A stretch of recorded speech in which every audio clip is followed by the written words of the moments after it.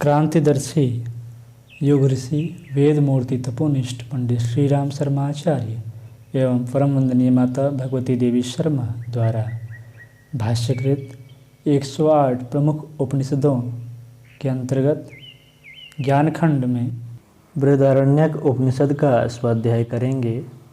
द्वितीय अध्याय के द्वितीय ब्राह्मण के प्रथम मंत्र में उपनिषद के ऋषि लिखते हैं, जो कोई आधान, प्रत्याधान, स्थूना अर्थात खूंटें और दाम अर्थात बांधने की रस्सी के साथ इस प्राण तत्व रूप शिशु को जानने वाला है, वह द्वेष करने वाले 7 भ्रातृव्यों अर्थात 7 विरोधियों, 5 ज्ञानेंद्रियों मन और बुद्धि, 7 विरोधियों अर्थात 5 ज्ञानेंद्रियों मन और बुद्धि को अवरुद्ध करने में समर्थ होता है।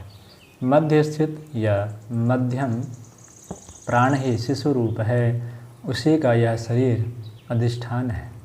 उस शिशु का सिर ही प्रत्याधान अर्थात आश्रय स्थल, प्राण तत्व स्थूना अर्थात खूंटा एवं अन्य ही इसकी रज्जु है। दूसरे मंत्र में उपनिषद के ऋषि लिखते हैं, उस प्राण के सहायिका ये 7 अक्षितियाँ अर्थात क्षीण न होने वाली उपस्थित होती हैं। उन 7 अक्षितियों में दोनों नेत्रों की लाल रेखाएं रुद्र शक्ति विद्युत की प्रतीक है। नेत्रों में जल पर्जन्य शक्ति का प्रतीक है, जो कनीनिका अर्थात पुतलियाँ हैं। वह आदित्य शक्ति की, कालिमा अग्नि शक्ति की, श्वेत भाग इंद्र शक्ति का, नीचे के पलक पृथ्वी शक्ति के एवं ऊपर के पलक द्योलोक के प्रतीक हैं। इस प्रकार जो जानता है उसका अन्न कभी क्षीण नहीं होता। तीसरे मंत्र में उपनिषद के ऋषि लिखते हैं, इस श्लोक में ऊपरी निर्दिष्ट तथ्य की पुष्टि होती है। यह चमस ही नीचे की ओर मुख वाला और ऊपर की ओर जड़ से युक्त है। इसमें विभिन्न प्रकार का यश सन्निहित है। चमस के किनारे पर 7 ऋषिगण निवास करते हैं तथा अष्टम वाणी निवास करती है, जो वेदों ब्राह्मणों द्वारा संवाद करने में समर्थ होती है। यह चमस जो नीचे की ओर मुख और ऊपर की ओर पैर वाला है और जिसमें संपूर्ण विश्व का यश निहित है, वह वस्तुतः प्राण ही है। उसके किनारे पर 7 ऋषियों का निवास वर्णित है। ये 7 ऋषि इंद्रियां हैं। 8वीं वागींद्रियां हैं, जो ब्राह्मणों द्वारा बोली जाने वाली वेदवाणी वर्णित है। चौथे और द्वितीय ब्राह्मण के अंतिम मंत्र में उपनिषद के ऋषि लिखते हैं, ये दोनों कान ही गौतम और भरद्वाज ऋषि हैं।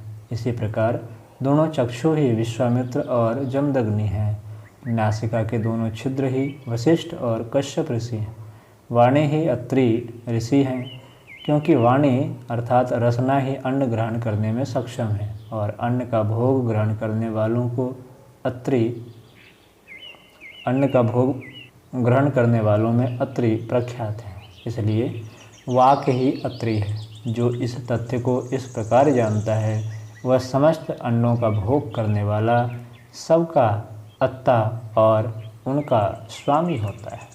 आज की कक्षा में इतना ही। अगली चर्चा हम लोग अगली कक्षाओं में करेंगे।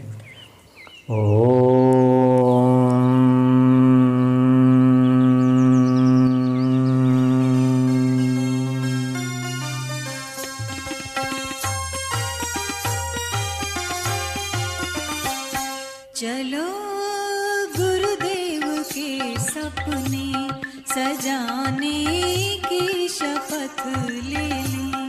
चलो गुरुदेव के सपने सजाने की